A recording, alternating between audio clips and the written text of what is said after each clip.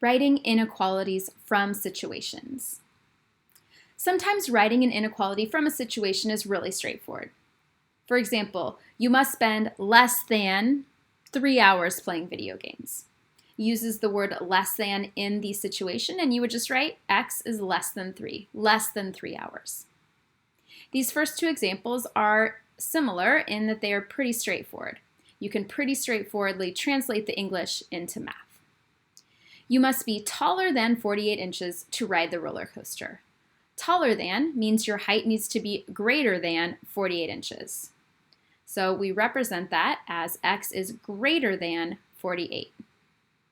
This inequality statement represents all of the infinite numbers greater than 48. We can graph that, therefore, with an open dot, an open circle at 48, and an arrow to the right. All of the infinite number of values greater than 48, 49, 50, 50 and a half, 10,000. Let's answer this follow-up question. Is 50 a solution? So we could answer that two ways. We can look at the graph. Is 50 in the graph? Is it? Yep, 50 is right here. It's part of our graph, it's part of our solution set, and the answer is yes. We could also plug 50 into our inequality statement and see if it's true. Is 50 greater than 48?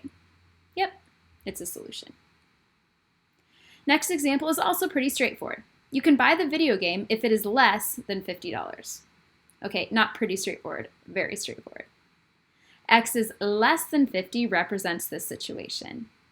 So any number less than 50 will make this statement true. Open dot at 50, it doesn't say that you can spend $50, it says less. So arrow to the left, representing all those values less than 50. 49, 40, 22. Is 50 a solution? Now here we again can look at the graph or the inequality statement. Is 50 part of the graph? No, it's not.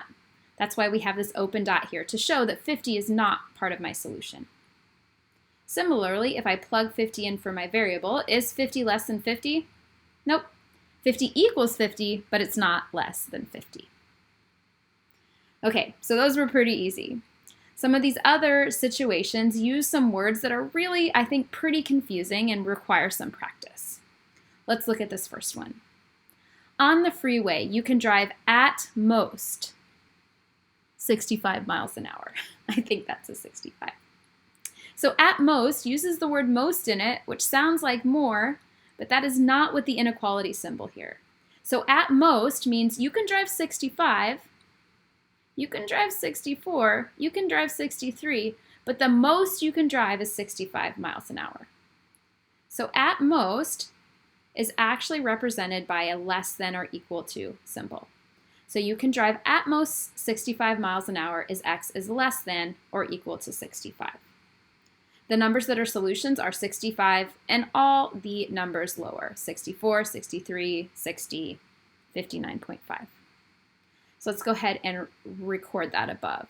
So at most is a less than or equal to. Is 65 a solution? Yep, 65 is a solution. It's okay to drive 65, you won't get a ticket. You just can't drive 66. 64 is okay. Next example. You have to earn no less than 88% on the quiz to keep your A. So no less than. It uses the word less in it. But is this a less than symbol? Nope. No less than an 88% means you can get an 88, so we have a closed dot. You can also get an 89 or a 90 or a 95 or a 100. So this is actually a greater than or equal to. You have to earn no less than an 88 means you have to earn at least an 88. So closed dot at 88, arrow to the right.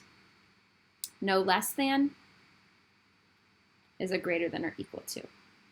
And by the way, this strategy of figuring out what sorts of numbers are solutions is really much more helpful than memorizing which symbols go with which phrases. Think about what this means. Can I get an 89? Can I get an 87? Figure out which of those is okay, and that'll help you figure out the correct inequality symbol. So is 70 a solution? Is it okay to get a 70%? Nope. 70 is not on the graph, and if we plug it in, 70 is not greater than or equal to 88. Next example, you must be no more than 12 to order from the kids menu.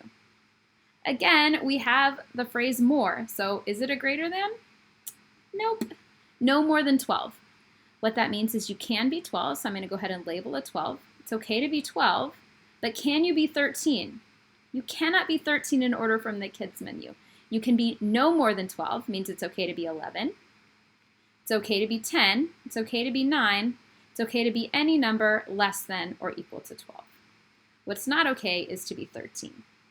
And this is our numbering convention in algebra. I would like to see 3 numbers on your number line, the boundary point, and then 1 to the left and right.